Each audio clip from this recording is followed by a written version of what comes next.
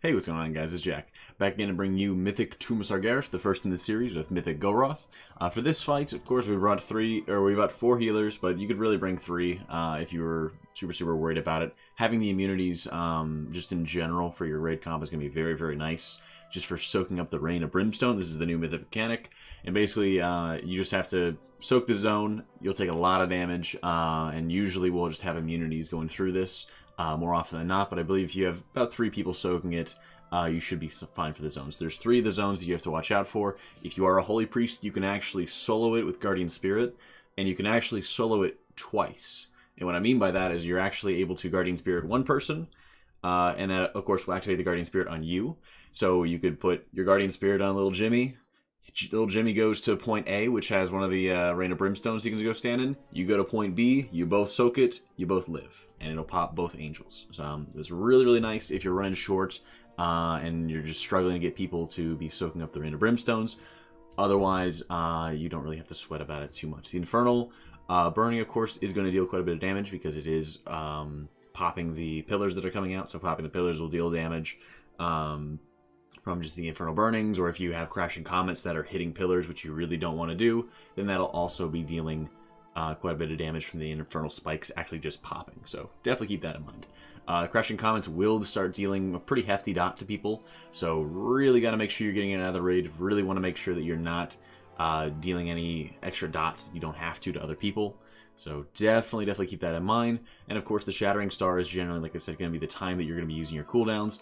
We try to brush it through, again, just about 2 people, or 2 of the pillars, I should say, every single time. And usually we didn't really have that many problems.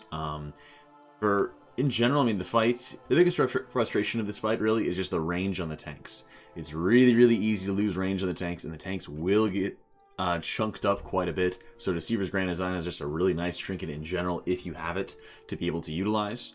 So definitely kind of keep that in mind. The Rain of Brimstones, as long as you're having just a set order of people who can go in there, deal with them and everything like that, you should be perfectly alright.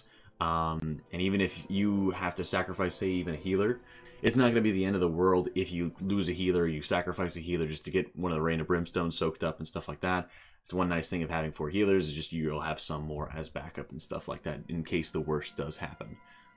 Overall, this fight, is not too terribly different than Heroic. It's just making sure that, well, the things that you have to deal with, they actually do hurt this time. And you have to make sure people are really following the positioning and really keeping an eye on all of the Infernal Burnings that are going out.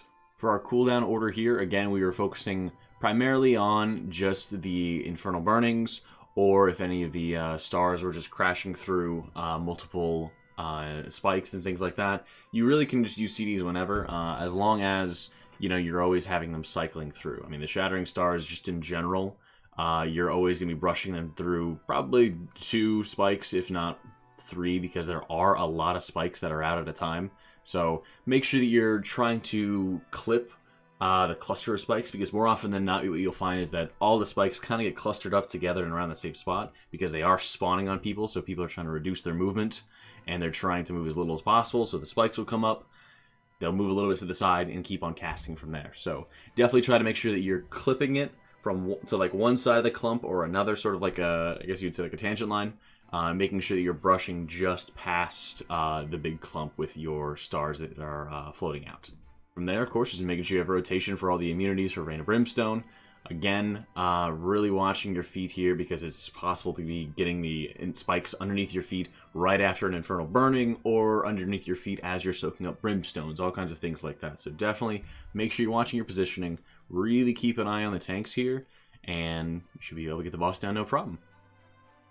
Hope you guys enjoyed this quick review of just Mythic Goroth. I will be continuing with all these other boss kills. If you guys have any other kind of questions, we have it to answer them. All of my weak auras for Tomb and everything like that, and all my other UI elements are going to be linked in the description below. So be sure to check them out. Thank you so much for watching, guys. Hope you all enjoyed it, and I'll catch you all next time.